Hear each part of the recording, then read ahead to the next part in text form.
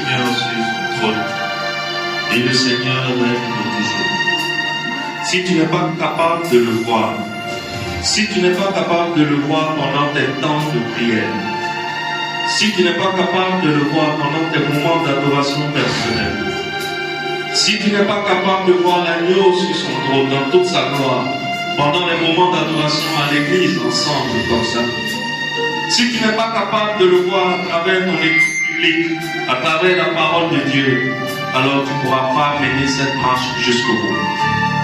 La vie chrétienne est telle que si tu n'es pas capable de voir l'agneau, la vie chrétienne est telle que si tu n'es pas capable de voir la promesse, de matérialiser la promesse avec tes yeux, tu ne peux pas continuer la marche jusqu'au bout.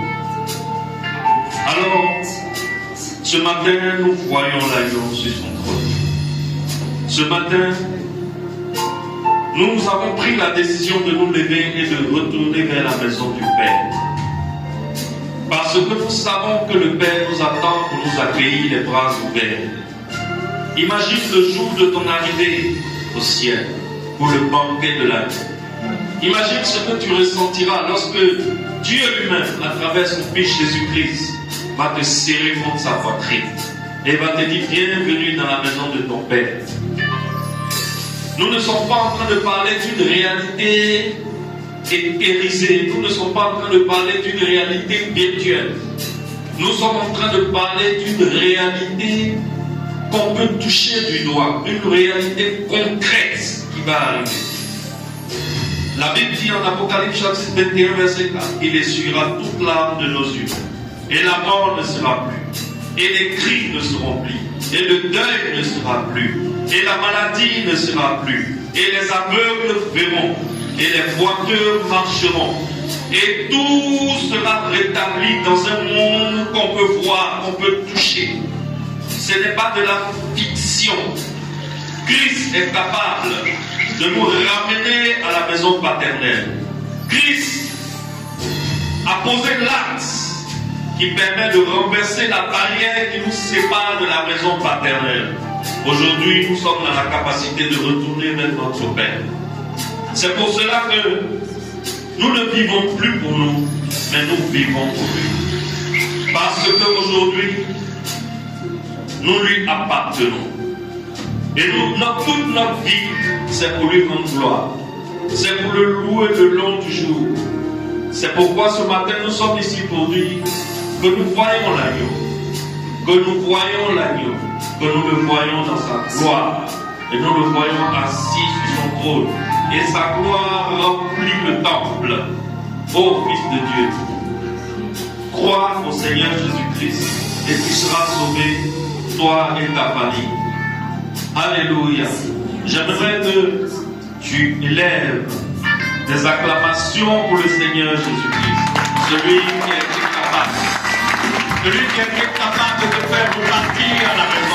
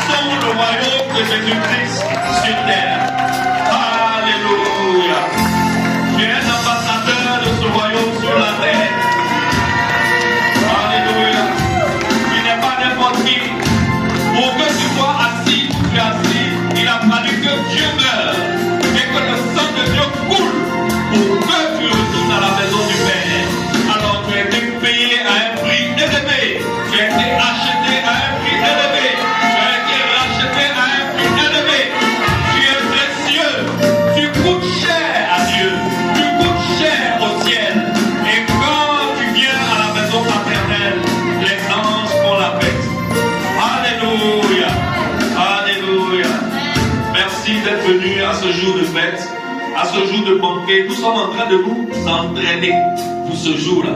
Nous sommes en train, tous les dimanches, on s'entraîne pour ce jour-là. Ce jour-là où nous serons en train de rentrer dans la maison de notre Père. Et le Seigneur Jésus sera comme ça. Et il va dire, dans mes bras, ma fille, dans mes bras, mon fils, dis, vaillant serviteur, rentre dans la maison de ton Père. Commence à t'entraîner dès maintenant. Commence à t'entraîner dès maintenant pour ce jour-là. Alors, pour t'entraîner, ce que tu vas faire ce matin, va vers 1, 2, 3 personnes. Dis-leur, je me lèverai et j'irai vers mon Père. Va vers quelqu'un, dis-lui, je me lèverai et j'irai vers mon Père. Va vers quelqu'un, dis-lui de la part du pasteur, je me lèverai et j'irai. Je me lèverai et j'irai vers mon Père. Je me lèverai et j'irai vers mon Père.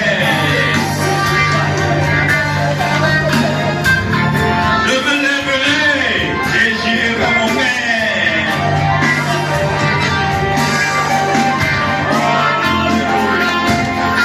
Alléluia.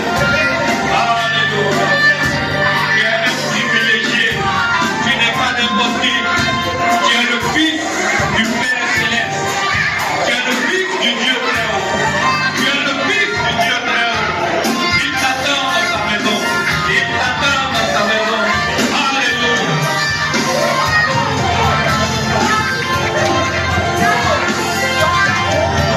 Alléluia. Je me lèverai et j'irai vers mon Père. Oh yes. Oh yes. Oh yes. Jésus te tend les bras. Tends les bras à quelqu'un. Comme Jésus te tend les bras. Tends les bras à quelqu'un. Comme Jésus te tend les bras. Alléluia. Ce matin, on n'est pas à l'heure où la chauffée d'air. Dieu est fidèle. Je veux que tu me dises ce matin, Dieu est avec nous. Oh, dis-le avec foi, Dieu est avec nous. Amen. Nous allons lire la Bible. Nous sommes dans Genèse chapitre 39. Genèse 39. Nous allons lire du verset 1 au verset 22 en sautant une partie. Genèse 39, 1 à 22 en sautant un morceau. On commence par Genèse 39, 1 à 3. On fit descendre Joseph en Égypte. Et Potiphar, officier de Pharaon, chef des gardes égyptiens, l'acheta des Ismaélites qu'il y avait fait descendre. L'Éternel fut avec lui, et la prospérité l'accompagna. Il habitait dans la maison de son maître l'Égyptien. Son maître vit que l'Éternel était avec lui, et que l'Éternel faisait prospérer entre ses mains tout ce qu'il entreprenait. On va sauter, on va lire le 19 à 22. Genèse 39, 19 à 22. Je lis le verset 19. Après avoir entendu les paroles de sa femme qui lui disait, voilà ce que m'a fait ton esclave, le maître de Joseph fut enflammé de colère. Il prit Joseph et le mit dans la prison, dans le lieu où les prisonniers du roi étaient enfermés. Il fut là en prison. L'Éternel fut avec Joseph et il étendit sur lui sa bonté. Il le mit en faveur aux yeux du chef de la prison. Et le chef de la prison plaça sous sa surveillance tous les prisonniers qui étaient dans la prison. Et rien ne s'y faisait que par lui. Le chef de la prison ne prenait aucune connaissance de ce que Joseph avait en main, parce que l'Éternel était avec lui. Et l'Éternel donnait de la réussite à ce qu'il faisait. Amen. Est-ce qu'on peut prier? Dieu Tout-Puissant, que ton nom est grand. Dieu Tout-Puissant, que tu es grand. Ce matin, nous voici dans ta parole. C'est ta parole qui est ta puissance.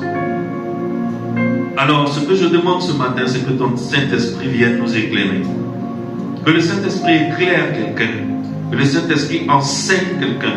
Que le Saint-Esprit parle à quelqu'un à travers ma voix. Que ce ne soit pas ma pensée que j'enseigne, mais que ce soit les pensées célestes. Dans le nom puissant de Jésus, nous demandons ta haute présence et ta sainte présence, ô Saint-Esprit. Viens parmi nous maintenant. Amen. Amen. Bien. Il s'agit de Joseph, n'est-ce pas? C'est une histoire que la plupart d'entre vous, vous connaissez très bien.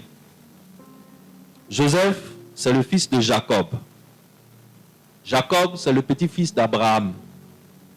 Donc, Abraham a eu un enfant qui s'appelle Isaac. C'est Isaac qui est l'enfant de la promesse, n'est-ce pas? Isaac a eu des jumeaux. Les jumeaux d'Isaac s'appellent Ésaü et Jacob. Et c'est Jacob que Dieu a choisi. C'est sur Jacob que l'élection de Dieu est tombée. Afin que le Messie promis aux Juifs sorte du sang de Jacob. N'est-ce pas? Et Jacob, il a 12 enfants.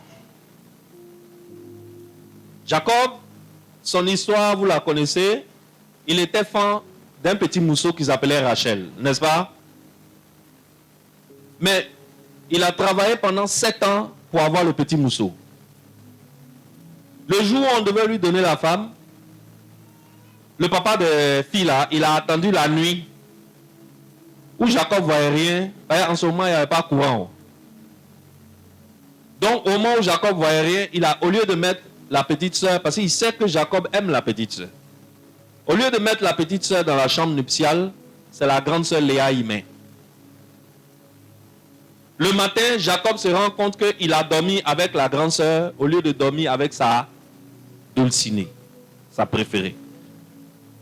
Mais c'est déjà gâté, c'est trop tard. Vous n'êtes pas des enfants, vous avez compris, non? Est-ce que vous êtes des enfants ici? C'est déjà gâté, on ne peut plus prendre femme là. Et le papa lui dit, ah, mon frère, chez moi ici on ne marie pas petite soeur pour laisser grande soeur. Tu as déjà pris la grande soeur, non? Il va te donner la petite soeur aussi, mais il faut faire 7 ans encore. Jacob était tellement mouk de la petite. Là, c'est un vieux mot, hein. Là, c'est les tchéoulous là qui peuvent connaître le mot là. Il était mouk de la go. C'est un vieux mot. Il était tellement fan de la petite qu'il a accepté de travailler encore 7 ans. 7 plus 7, ça fait combien? 14 ans pour avoir un mousseau. 14 ans pour avoir une femme. Il faut l'aimer, hein? N'est-ce pas? Il faut l'aimer dès 14 ans de travail. Vous vous imaginez? Tu mets 14 ans sur ton âge actuellement, tu auras quel âge? Toi-même tu regardes, tu as peur. Tu n'as pas envie de calculer.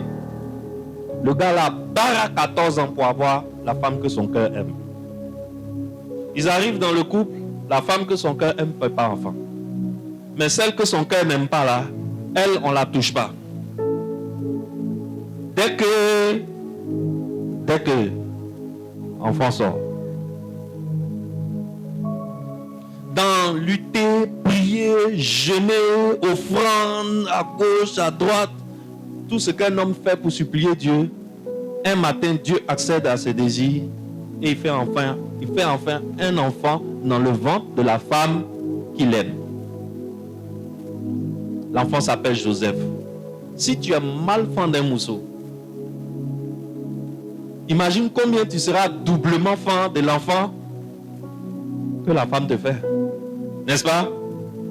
Si tu aimes une femme à la folie, le jour où cette femme-là te fait enfant, tu es capable de te vendre et de vendre toute ta famille à cause de cet enfant. Parce que l'amour que tu as donné à cette femme, tu le transfères sur l'enfant.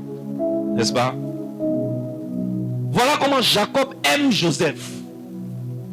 Mal. Au moment où Joseph venait, il avait déjà 10 grands frères. L'autre côté là, la femme qui n'est pas aimée là, elle a frappé en 4. Elle a pris sa servante, elle a donné au vieux. Elle dit, je suis fatigué, ma servante, prends le relais. Sa servante a fait quoi? Si c'était comme ça actuellement, ça allait être bon. Hein? Ou bien les gars, comment vous voyez ça, Tchéoulou? On n'a qu'à revenir dans cette loi-là. Oui, non, mais ta femme peut prendre un mousseau quelque part pour te donner, pour te compléter. Faites enfant seulement. Elles vont te tchar. Ça, c'est intelligence artificielle. Les femmes d'aujourd'hui, ces fusils, elles vont prendre pour mettre sur toi. La nuit, tu dors, ils vont prendre, c'est pas bois, tu as. On prend ciseaux sur bois. Là. Tu entends, tac, c'est fini. Elle donne sa servante aussi fait enfant. Celle qui ne faisait pas enfant dit, comme mon ventre est sec, je ne fais pas enfant, prends ma servante. Le vieux frappe en haut, sa servante aussi fait enfant. Jusqu'à ce que enfin la femme qu'il aime fasse un enfant. Il y avait déjà 10 enfants avant que Joseph n'arrive. Et le vieux aime beaucoup Joseph. Avant que cette femme ne meure, elle a fait un dernier enfant. C'est en faisant le dernier enfant que la femme chérie du vieux est morte. Il s'appelle Rachel. Donc au total, le vieux Jacob avait combien d'enfants? 12 enfants. Jacob était le 11e. Joseph était le 11e. Et le vieux aimait tellement Joseph que le vieux a fait faire un habit spécial pour donner à Joseph. Quand Joseph porte l'habit là, ses 10 grands frères veulent dire. Donc, Patar là, c'est lui on aime. Nous, on ne nous aime pas. Donc, nous, on est des enfants ouya. C'est lui seul qui est bon enfant. Dans ça là, Joseph, on ne t'aime pas déjà parce que ton père met tout son cœur sur toi, on ne t'aime pas. Faut fermer ta bouche. C'est lui, il rêve. Lui, il ne dort pas. S'il dort un peu seulement, il rêve. Il dort un peu seulement, il rêve. Et quand il rêve là, au lieu de cacher ses rêves, il dit ses rêves à tout le monde. Un matin, il appelle ses frères, ses soeurs, son papa, sa maman, il dit, il a rêvé. Il a vu qu'ils étaient partis au champ.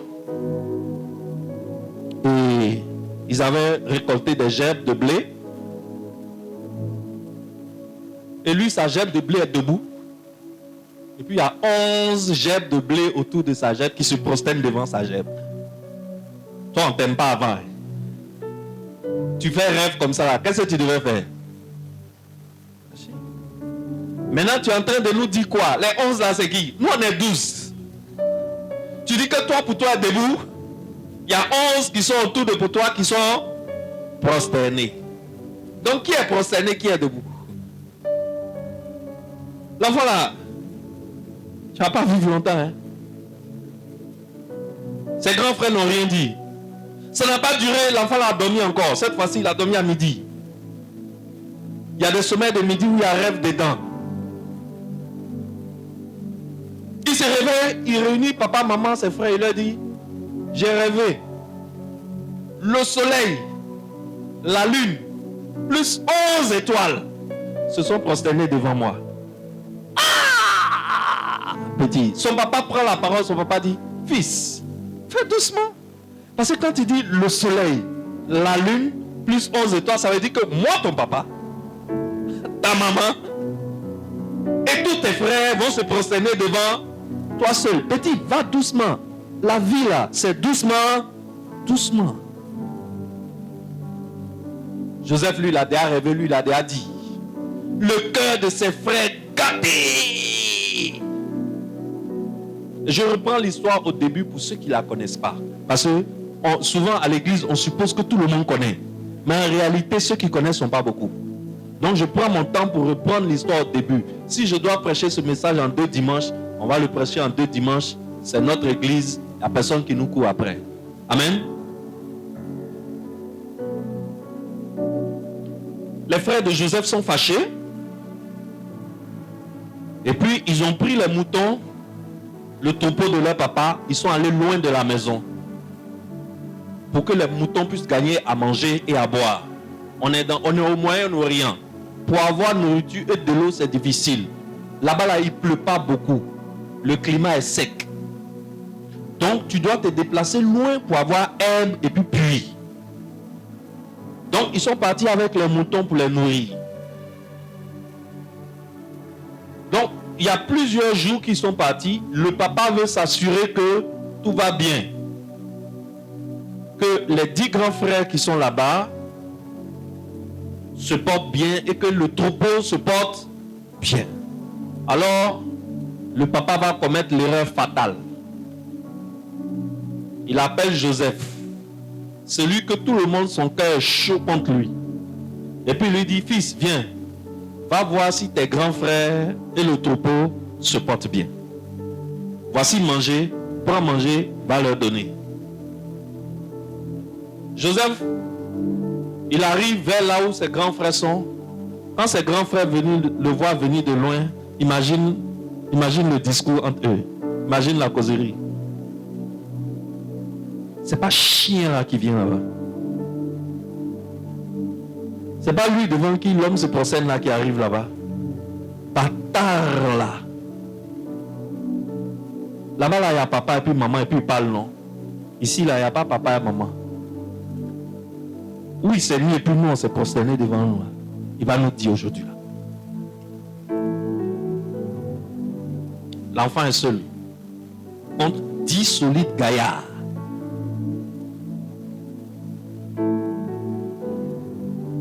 Il arrive, ah les gars, c'est comment? Yeah, yo, papa dit de venir voir si vous allez bien. Ben, je constate que vous allez bien là. Yeah, mais votre visage est un peu triste là. Il y a quoi?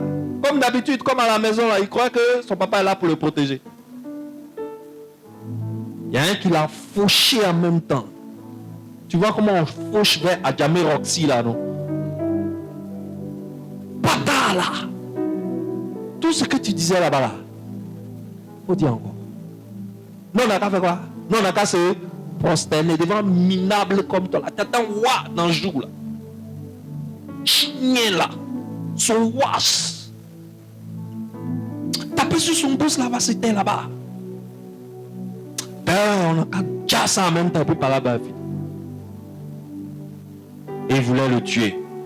Dans le musulman, il voulait le tuer. Et le grand frère dit, pardonnez.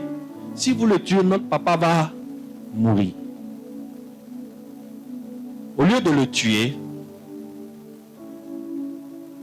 attachons-le, on le met dans le puits et puis on va réfléchir ce qu'on va faire à lui.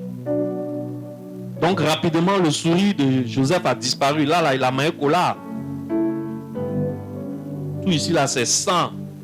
Ils ont tapé sur les lèvres, là. Tout ça, là. Et puis, ils l'ont attaché. On est un mouton. Et puis, on l'a mis dans un puits où il n'y a pas l'eau. Quand on reste là-bas, on va réfléchir. Et voilà des marchands madianites qui passaient. Ils ont quitté leur pays Madian. Ils s'en vont faire du commerce en Égypte. Donc les gars disent, bon, comme on ne peut pas le tuer, papa va trop truc. On le vend, au moins on va avoir un peu de jetons. Et ils l'ont vendu. Dans l'amusement là, ils ont vendu Joseph aux commerçants. Mais maintenant, on va dire quoi, papa? Ils ont tué un mouton. Ils ont pris joli habit là. Que l'enfant apporte. L'enfant là aussi, s'il était intelligent un peu. C'est pas l'habit là, il devait porter pour aller. Mais habit là même là. Habit là même que tu portes là, c'est pas là. C'est habit là, il a porté pour aller là-bas. Ils ont pris habit là, ils ont mis dans le sang de mouton. Ils l'ont vendu. Ils sont partis avec lui en Égypte. Et puis ils sont allés montrer habit là à son papa. Que ton enfant, il y a des bêtes féroces, les loups qui sont tombés sur lui, qui l'ont mangé. Ils ont mangé toute sa viande, c'est fini. Vous voyez son habit, on a pris pour t'apporter. Papa a pleuré jusqu'à... Tu as pleuré quand les larmes vont finir, le sang va couler, mais... Tu as fait quoi? Tu peux faire quoi? Il est mort, il est mort. Ils ont donné chagrin à leur papa. Maintenant, voilà Joseph. Il arrive en Égypte. En Égypte, celui qui va l'acheter, parce que c'est un esclave, on le vend comme une marchandise. C'est pas aujourd'hui où il y a droit de l'homme là, où on ne vend pas l'homme là. S'il y avait droit de l'homme là, aujourd'hui il y a les enfants comme Aurel là, il y a longtemps on les a fata. Aurel comme ça, là, on aurait pu prendre un petit 5 millions sur lui. Parce qu'il fatigue l'homme là. On allait fata ça. Peut-être même Ryan, mais on va fata pour ajouter. Et les deux là fatiguent trop l'homme. Ça allait nous faire un petit 10 millions là rapidement. Là. Aujourd'hui, à droit de l'homme, tu ne peux pas fata quelqu'un. Lui-même, il s'appelle comment? Ivan. Alors Ivan, lui, on peut prendre 20 millions sur lui. Lui, on peut le fata bien même. Aujourd'hui, à droit de l'homme, tu ne peux pas vendre quelqu'un. L'esclavage a disparu. Mais en ce temps-là, ça se faisait. Tu vois, quand j'en parle, ça te choque, non? Quand on prend quelqu'un, on va aller au marché à lui. On lui dit de se déshabiller et puis il n'a qu'à danser.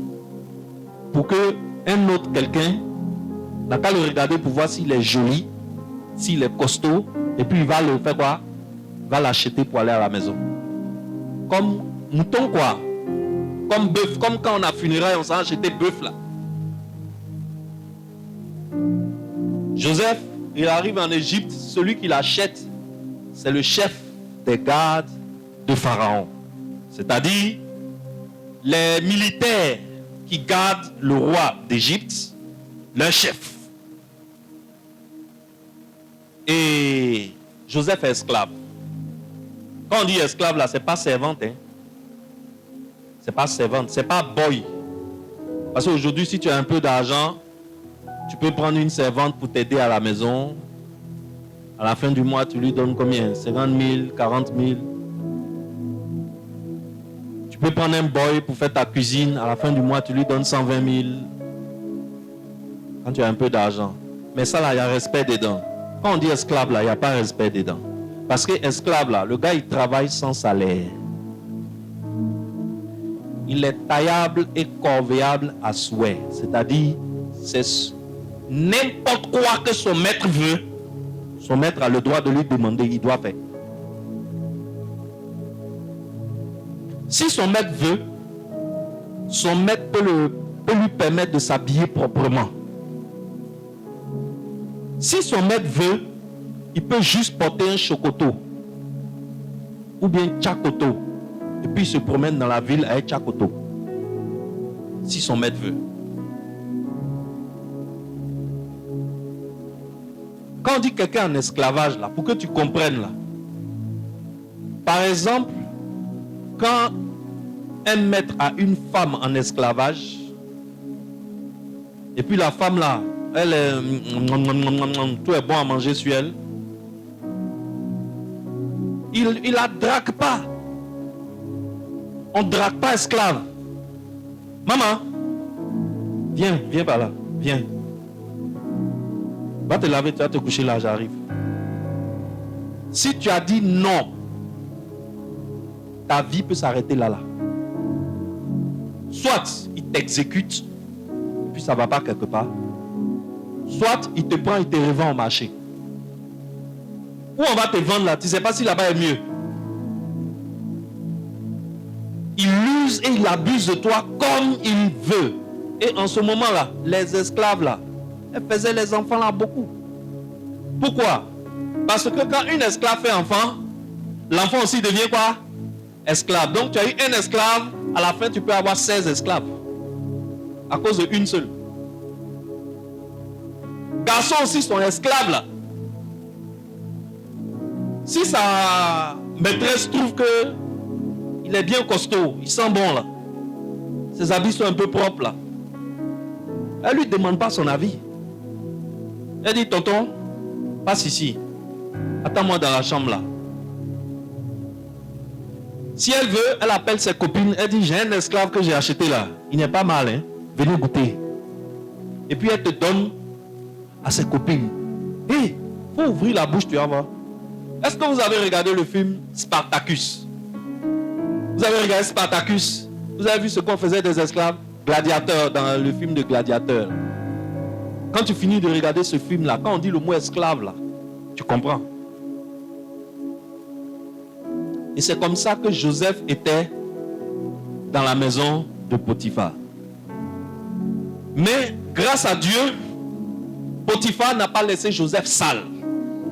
Potiphar, il a confié sa maison tout entière à Joseph. Joseph a gagné sa confiance. Alors Potiphar a mis Joseph sur sa maison pour être celui qui gère la maison, pour être l'intendant de sa maison. Donc Potiphar a tout confié dans sa maison à qui? À Joseph. Et un jour, la femme de Potiphar, elle regarde l'enfant là jusqu'à, elle dit, lui là même là, il peut éteindre le feu. Hein? Tu sais, quand c'est pas femme seulement. quand quelqu'un s'ennuie, quelqu'un qui ne travaille pas, quelqu'un qui n'est pas occupé, il s'ennuie. Mais quand quelqu'un s'ennuie, ça provoque le vice en lui. Vous n'avez pas remarqué? Quelqu'un qui s'ennuie, il commence à s'adonner à des vices. Si ce n'est pas le sexe, c'est la drogue. Si ce n'est pas la drogue, c'est cigarette. Si ce n'est pas cigarette, c'est vol à main armée. C'est... Bref, quand tu t'en vas au travail matin, tu es obligé de sortir de Benjaville à 5h30 pour pouvoir être au bureau à 8h. Et que entre midi et 2, tu as eu à peine 30 minutes de 13h à 13h30 pour avaler un sandwich et boire bissap dessus.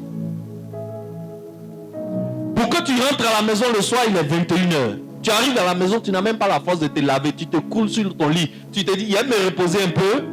Et puis je vais me réveiller pour me laver. Quand tu te réveilles, il est 3h du matin. Est-ce que quelqu'un qui est occupé comme ça, il peut avoir vice? Est-ce que tu attends le vice? Non. C'est quelqu'un qui s'ennuie. Voilà la femme de Potiphar. Elle est à la maison. Tout ce qu'on lui demande, elle n'a qu'à se laver dans l'air chaque jour pour que sa peau soit douce et soyeuse. Il y a des servantes qui versent l'air là dans le baignoire. Elle la soulève pour mettre dedans, elle la lave, elle la frotte, elle la font sortir, elle l'essuie, elle l'habille.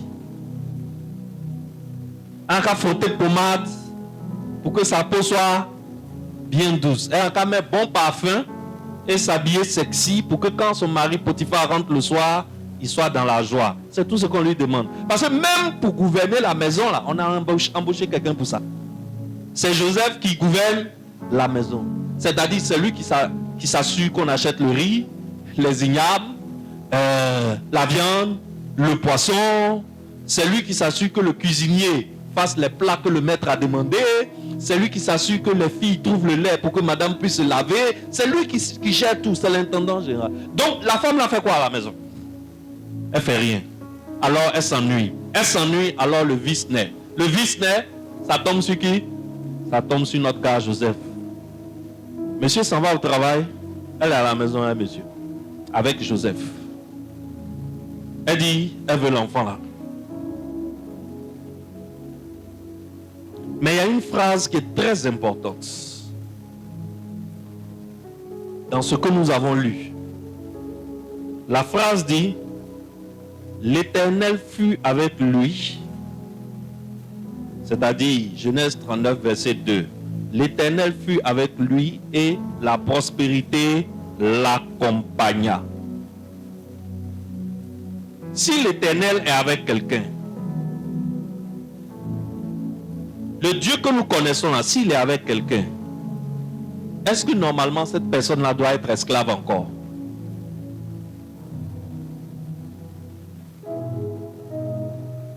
Un esclave est livré au bon désir de son maître. Mais la Bible dit l'Éternel était avec Joseph.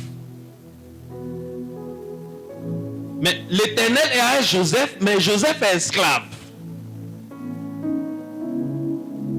Est-ce que l'Éternel peut être avec quelqu'un et puis la condition de la personne ne va pas être glorieuse?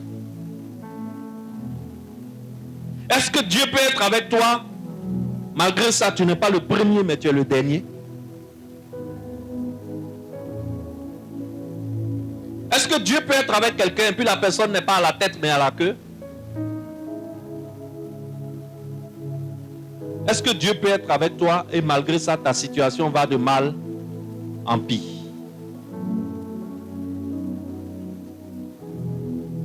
Voilà Joseph. La Bible dit, l'Éternel est avec lui. Il est dans la maison de Potiphar. Potiphar a confiance en lui, mais la femme de Potiphar veut le manger. Plusieurs fois, quand elle circule dans la maison, là où elle voit que Joseph passe là, c'est là-bas elle va passer, puis elle va le frôler à ses hanches.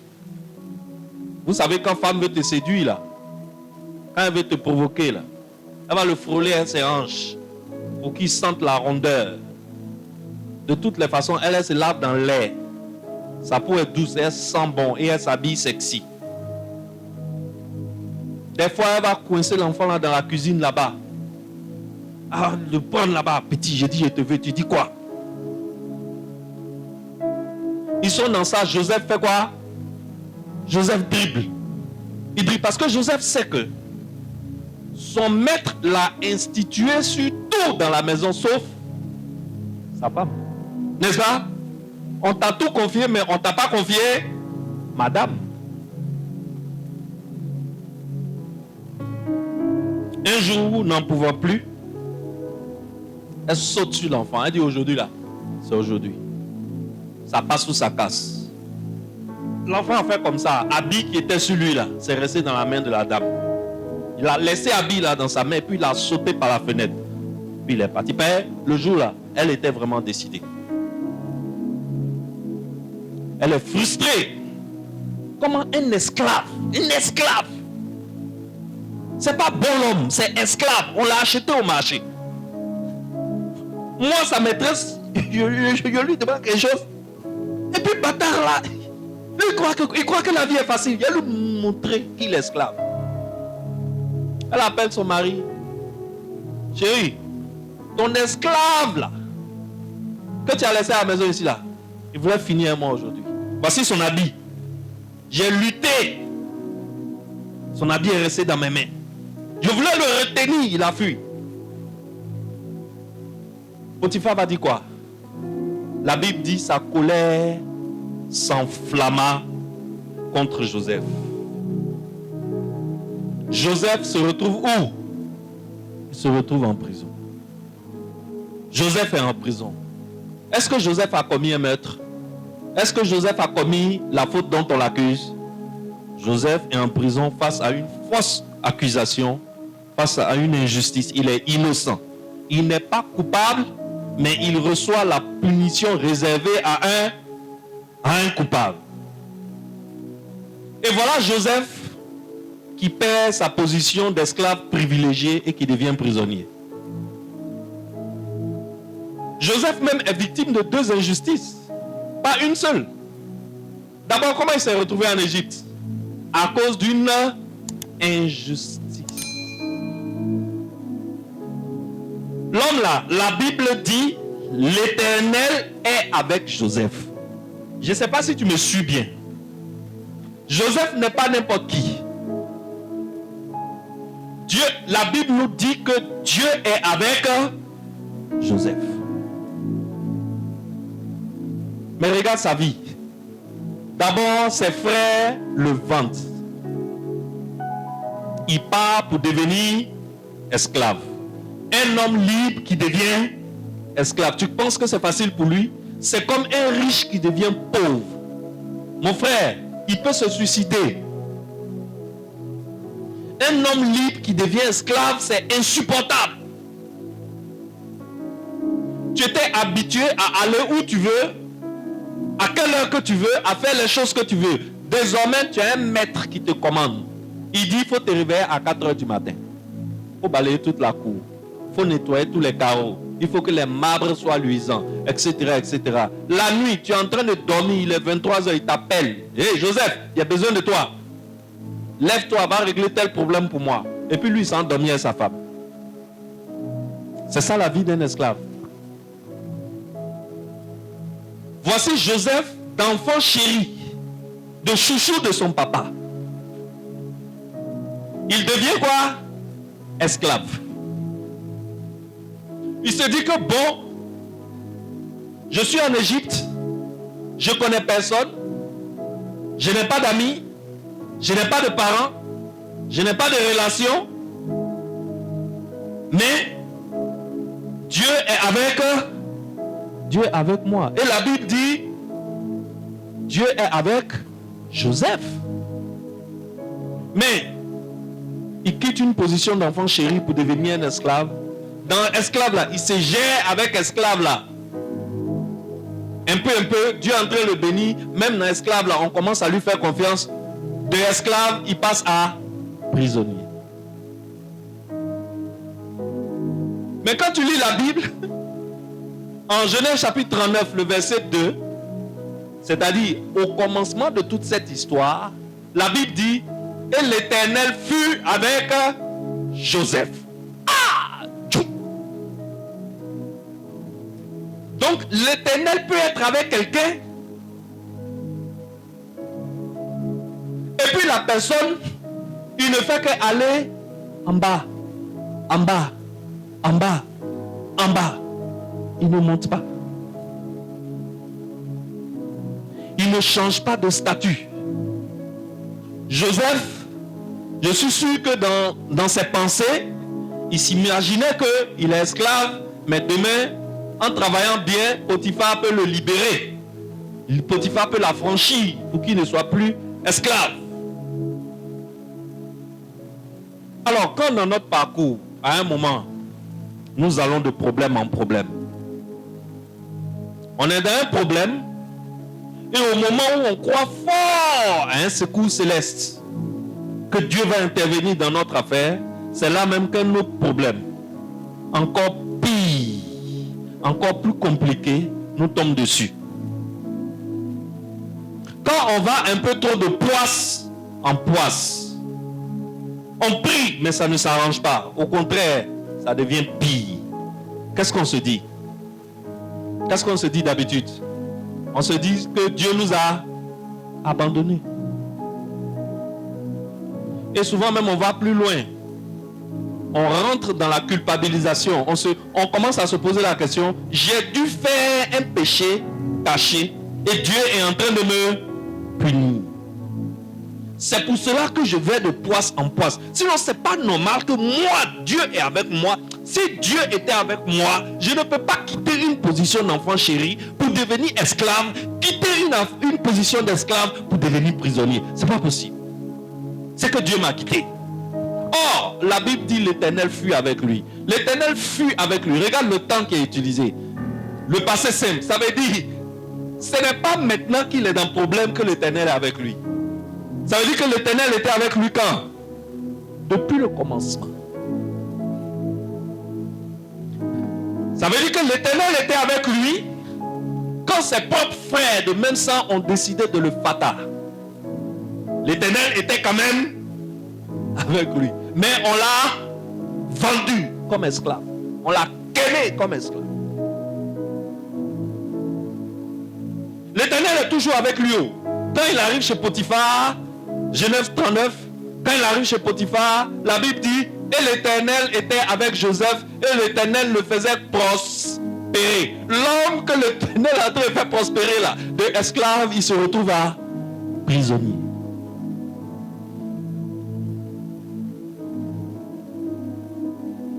Alors, Excellence, cette affaire, lorsque la femme de Potiphar a commencé à tourner autour de notre petit, l'Éternel voyait ou bien il ne voyait pas? Il pouvait empêcher Madame Potiphar de draguer l'enfant, il pouvait ou bien il ne pouvait pas?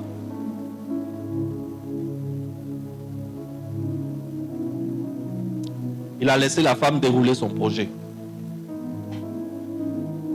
Et quand ça a échoué, et elle a menti sur l'enfant que c'est l'enfant qui voulait la violer, alors que c'est elle qui voulait violer l'enfant, l'Éternel pouvait intervenir pour que Joseph n'aille pas en prison, vrai ou faux?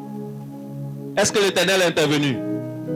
L'homme qu'on dit que l'Éternel est avec lui se retrouve en route pour la prison. C'est ça on dit, en ivoirien c'est ça on dit, la chia à l'église. N'est-ce pas? C'est ça non? En nous chie. C'est-à-dire, souvent même on va plus loin, on dit on l'a lavé à l'eau des règles. Vous n'avez jamais entendu ça?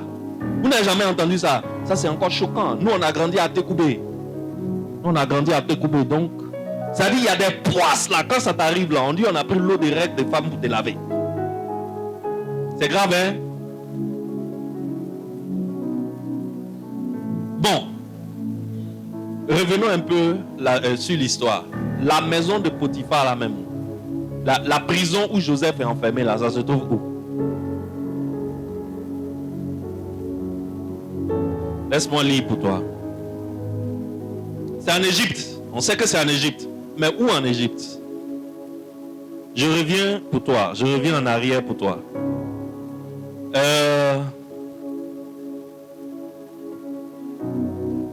On fit descendre. Genèse 39, verset 1.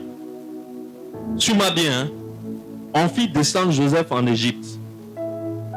Et Potiphar, officier de Pharaon, chef des gardes égyptiens, racheta des Ismaélites qu'il y avait fait descendre. Donc qui l'a acheté? Qui l'a acheté? Potiphar, le chef des gardes de Pharaon. Genèse chapitre 40, lisons le verset 2 et 3. Pharaon fut irrité contre ces deux officiers, le chef des échansons et le chef des panetiers. Et il fit mettre dans la maison du chef des gardes. Si c'est ta Bible, souligne. Il fit mettre Joseph où? Dans la maison du chef des gardes, dans la prison. Dans le lieu où Joseph était enfermé. Qui est le chef des gardes? Potiphar. Où se trouve la prison? Dans la maison de Potiphar. Je ne sais pas si tu te mets à la place de Joseph. La maison sur laquelle lui gouvernait là. Quelqu'un on dit l'Éternel, on n'a même pas dit l'Éternel est avec lui. On dit l'Éternel fut avec lui. C'est-à-dire l'Éternel ne l'a jamais quitté. Jésus-Christ est dans sa barque.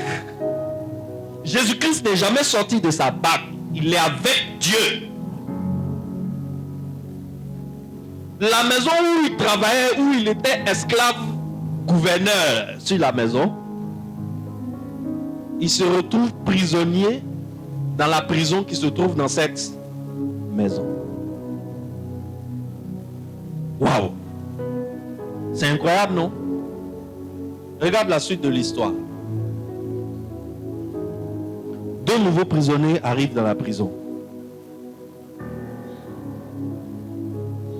Le chef des échansons de Pharaon et le chef des panetiers de Pharaon.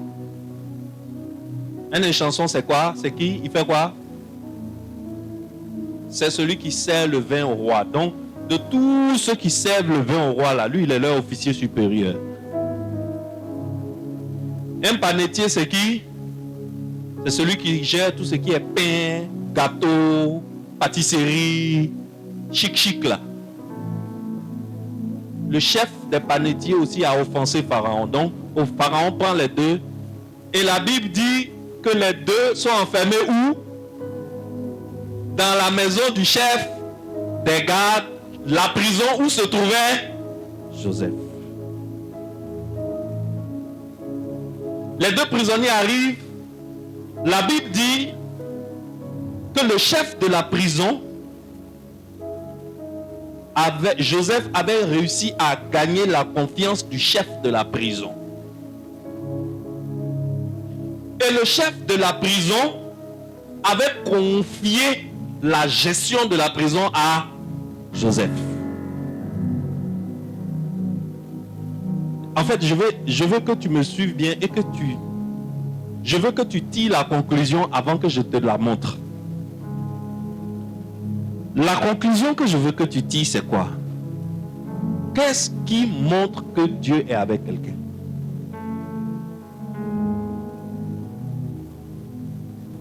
Joseph, il arrive chez Potiphar. Le cœur de Potiphar est touché. La Bible dit, tout ce que Joseph touchait, marchait. Tout ce qu'on confiait à Joseph, ça marchait bien.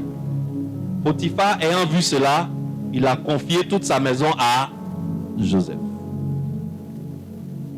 La femme de Potiphar fait ses bêtises, Joseph se retrouve en prison.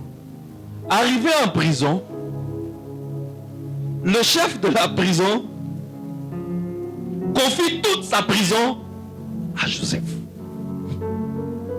Il dit, il faut gérer la prison. Je te fais entièrement confiance. Et c'est Joseph qui gérait la prison. Donc, les deux officiers de Pharaon, les chansons et le panetier qui sont arrivés, sont sous la gestion de qui? Ils sont sous le gouvernement de Joseph.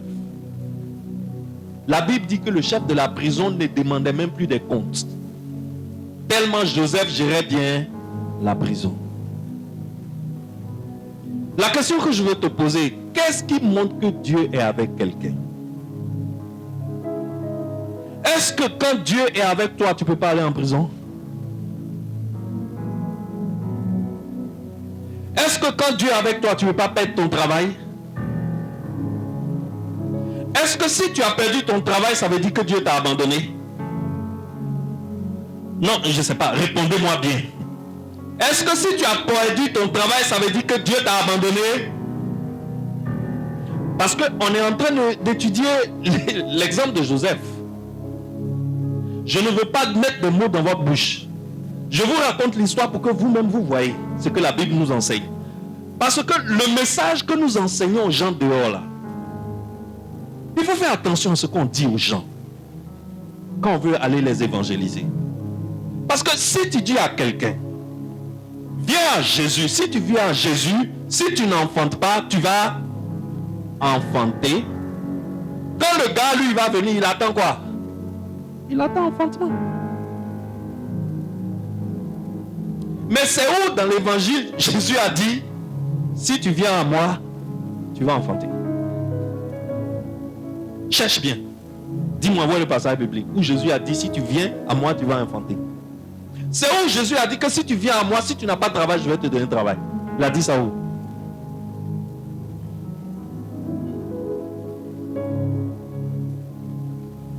C'est où Jésus a dit, si tu viens à moi, si tu es pauvre, que tu n'as pas d'argent, moi je vais te rendre riche. C'est où Jésus a dit ça?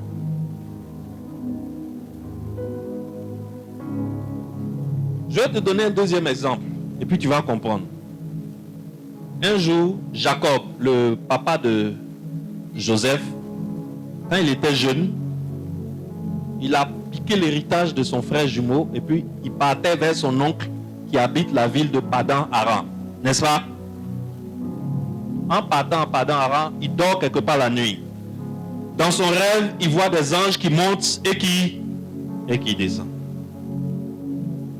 Alors le matin, il se réveille, il se rend compte qu'il y a une porte de Dieu qui est là. Lui, il ne savait pas que son grand-père, Abraham, avait bâti un hôtel à cet endroit. Mais comme il sent qu'il y a une porte de Dieu, il y a une porte du ciel qui est ouverte à cet endroit, qu'est-ce qu'il fait? Il fait un vœu à Dieu. Il dit, je m'en vais chez mon oncle à Laban. Si tu es avec moi et tu me fais prospérer et tu me fais réussir là-bas, à mon retour, quand je viendrai, tu seras mon Dieu. Jacob arrive chez Laban. Combien de fois Laban n'a pas changé le salaire de Jacob? 20 ans plus tard, Jacob quitte Laban. Jacob veut partir. Qu'est-ce que Laban dit? Laban dit à Jacob, je vais te lire dans la Bible parce que tu vas dire que je raconte ma vie. Jacob veut partir. Et voilà ce que Laban lui dit. Genèse chapitre 30, verset 27. Laban lui dit, puissé-je trouver grâce à tes yeux? Je vois bien que l'Éternel m'a béni à cause de toi. La version parole de vie dit, Laban répond, sois bon pour moi, écoute-moi, mais Dieu m'a fait savoir que le Seigneur m'a béni à cause de toi. Donc, tout le temps que Jacob a passé chez Laban là, pourquoi Laban ne voulait pas laisser partir Jacob? Parce que tout ce qu'on confie à Jacob, ça réussit, ça prospère. Laban a donné un petit troupeau à Jacob. Jacob a transformé ça en un énorme cheptel. Alors je reviens pour poser la question. L'Éternel fut avec Joseph. Mais voici Joseph, il va de poisse en poisse.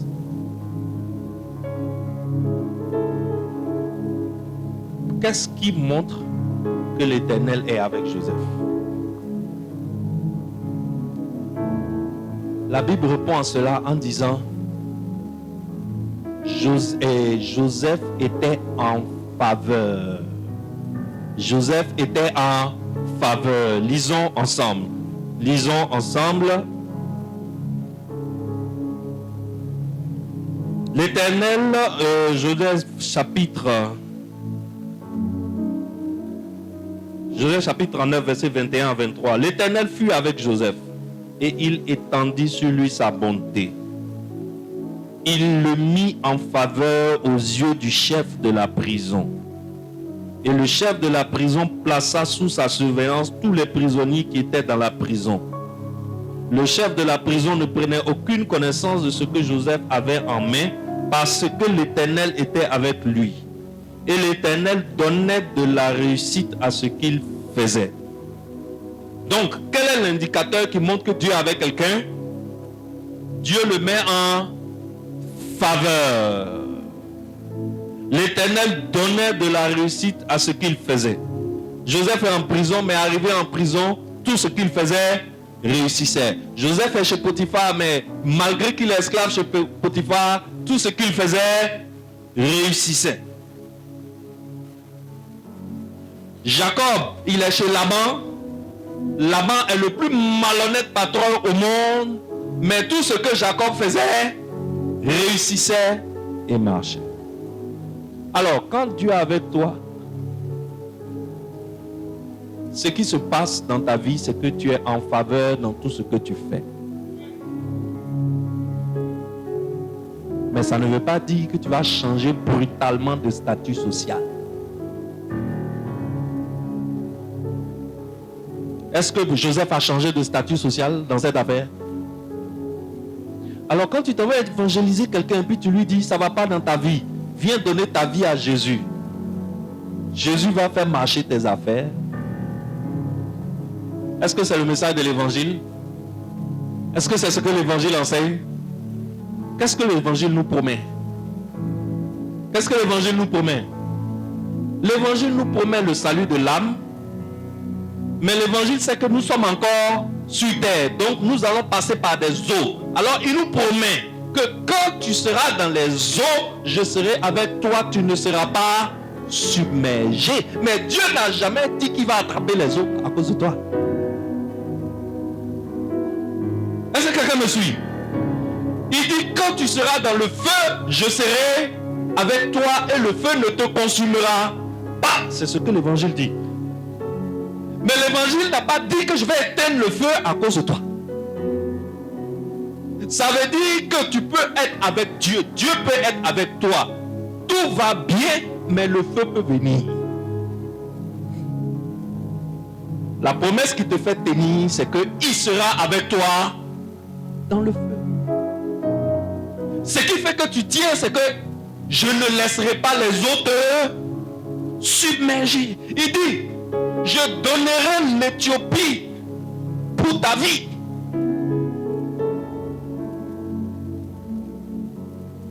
Je suis capable de vendre un pays pour te sauver. Mais ça ne veut pas dire que la tempête ne viendra pas. Ça ne veut pas dire que les eaux ne viendront pas. Ça ne vient pas dire que le feu ne viendra pas. Ça ne veut pas dire que dès que tu viens à Jésus, net ta situation qui te fatiguait là, trouve une solution en même temps par un coup. C'est pas comme ça que ça marche. Mais quand l'Éternel est avec toi, tu ne seras pas submergé. Tu ne seras pas dépassé. Tu ne seras pas avalé par le démon là qui te suit. Il ne gagnera pas le combat contre toi. Mais il continuera de t'attaquer en sorcellerie.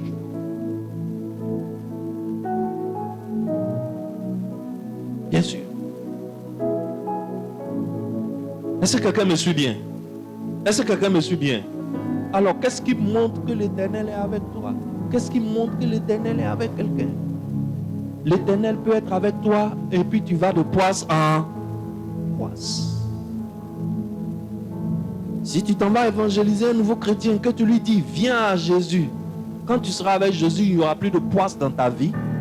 Ce qui va se passer, c'est que quand il va venir à Jésus, il va s'attendre à ce qu'il n'y ait plus de malheur dans sa vie. Le jour où il aura malheur, il va dire quoi? Il va commencer à douter de tous les messages de l'évangile. Il va commencer à douter de tout l'évangile. Parce que tu lui as dit quelque chose que Dieu n'a jamais dit. Parce que nous, dans notre imaginaire, on s'imagine que si l'Éternel est avec nous, tout doit rouler comme sur des rails. Parce que je suis enfant de Dieu. Voilà comment tu te retrouves avec des gens qui disent, je ne pêche pas. On revient sur la parabole de l'enfant prodige. Je ne pêche pas. Je ne vole pas. Je ne commets pas d'adultère. Je jeûne. Je ferai mes offrandes régulièrement. Donc Dieu doit me bénir. Dieu doit me bénir. Il y a un problème ou bien il n'y a pas un problème? Il y a un problème. Maintenant, voici les chansons et le panetier. Ils sont dans la prison. Les deux rêvent. Les deux finissent de rêver. Les deux cherchent quelqu'un pour interpréter le rêve.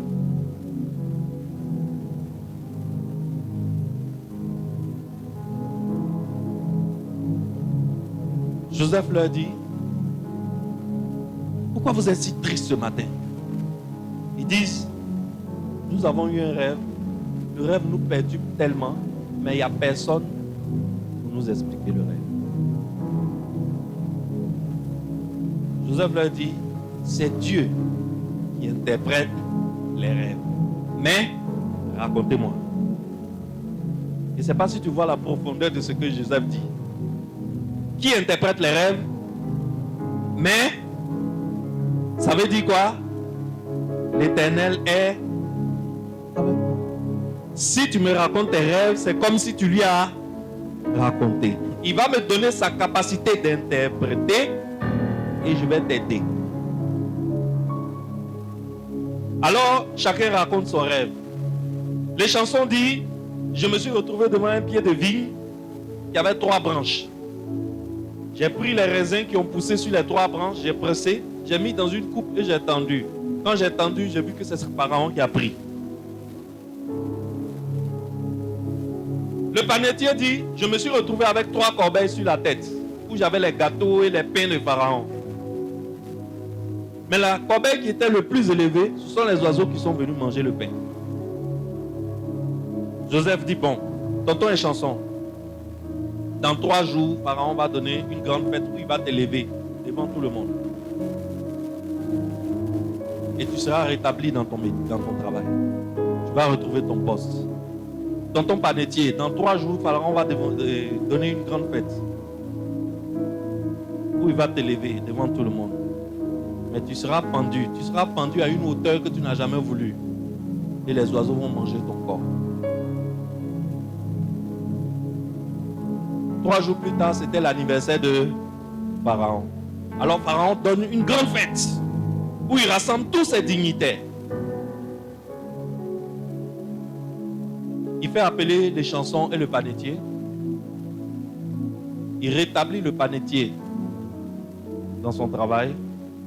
Et il fait couper la tête. Et les chansons, il rétablit les chansons dans son travail et il fait couper la tête du panetier. Combien de jours? 3 jours. Le panetier, qu'est-ce qu'il gère? Il gère le pain de Pharaon. Les chansons, qu'est-ce qu'il gère? Il gère le vin de Pharaon. 3 jours plus tard, il y a un qui est restauré, il y a un qui est tué. 3 jours, mort, restauration, le corps, le pain, le sang, le vin. Joseph, un gars qui est innocent, mais qui se retrouve à payer à la place d'un coupable. Il est mis en prison pour une faute qu'il n'a pas commise. Quand tu regardes tout ça, ça te fait penser à quoi? Oh, si tu veux acclamer, acclame bien.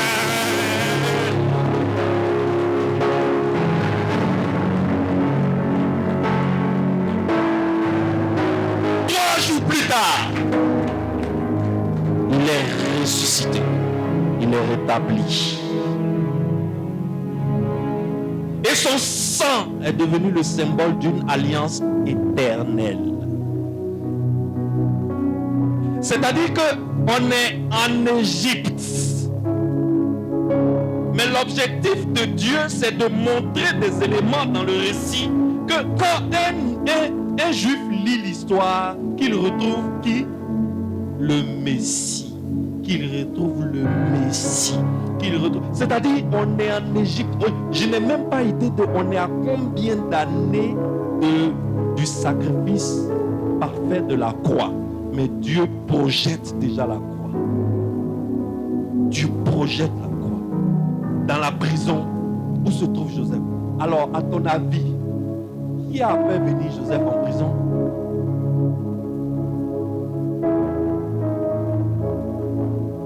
Alors, est-ce que tu peux être avec Jésus et puis tu vas te retrouver en prison? Est-ce que si tu te retrouves en prison, ça veut dire que Christ t'a abandonné? Est-ce que tu peux avoir Jésus dans ta poisse et puis tu vas chercher un enfant et puis tu ne vas pas trouver? Est-ce que ça veut dire que Christ t'a abandonné? Est-ce que tu peux être avec Jésus et puis ton travail va se gâter dans ta main? C'est possible? Si ça arrive, est-ce que ça veut dire que Jésus t'a abandonné? Alors, Excellence, 3 jours. Je me tiens ici comme prophète et je déclare 3 jours dans la vie de quelqu'un. Je déclare 3 jours dans ta vie pour une restauration. Je déclare 3 jours pour une restauration. Une restauration impensable. Une restauration incroyable. Où le sang de Jésus parle pour toi. Je déclare 3 jours dans ton histoire. 3 jours dans ta vie. 3 jours pour que le sang intervienne. 3 jours pour que le sang parle. 3 jours pour que, comme le brigand à la croix à côté de Jésus, Jésus lui a dit, aujourd'hui même tu seras avec moi dans le royaume de mon Père. Et le même jour, le brigand a accédé au royaume du Père avec Jésus. Dans l'histoire de Joseph, les chansons avaient promis à Joseph que si je sors, je vais me rappeler de toi. Quand les chansons sont sorties, il a fait 2 ans. Il a oublié Joseph en prison pendant 2 ans. Mais nous, notre chanson, le vrai est chanson, le grand est chanson. Le jour où il est mort, où il est rentré dans le royaume de son Père, il nous a pris avec nous. Et lui, il ne nous a pas oubliés. Le grand et chanson n'oublie pas. Le grand et chanson n'oublie jamais. Ce qu'il t'a promis, c'est ce qu'il fera dans ta vie. Alors, n'assimile pas une difficulté dans ta vie à son absence. Dieu est avec toi.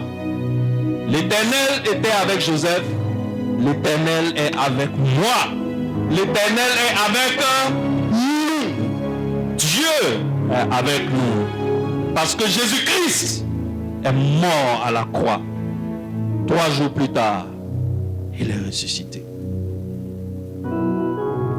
On a dit au panetier, dans 3 jours ta tête sera coupée et les oiseaux vont manger ton corps. Quand Jésus-Christ est mort, son corps a été brisé. C'est les oiseaux qui ont mangé son corps. Mais 3 jours plus tard, il a été restauré. Alors tu vois que dans l'histoire de Joseph, les éléments qui nous mènent à Jésus-Christ sont éparpillés chez plusieurs personnes, dans plusieurs situations. Parce que l'histoire de Joseph n'est que l'ombre de la chose. La chose elle-même, c'est Jésus-Christ qui vient sur terre et qui meurt à la croix à cause de toi, à cause de moi, à cause de nous, à cause de nos péchés. La justice qui devait nous frapper, l'épée de la justice qui devait tomber sur nous est tombée sur lui. Et nous sommes passés de la mort à la vie. Voilà cet homme dont je veux te parler ici tous les dimanches. Voilà cet homme dont je veux te rendre amoureux. Il s'appelle Jésus-Christ. Et c'est ce qu'il a été capable de faire dans l'histoire des hommes.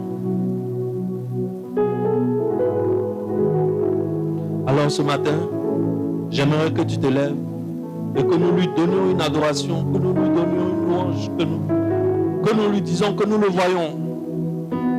Oui, je te vois, Jésus. Ce matin, dis-lui que tu le vois. Dis-lui que même dans l'histoire de Joseph, tu l'as vu. Dis-lui que tu l'as vu depuis l'Égypte. Tu le vois depuis l'Égypte.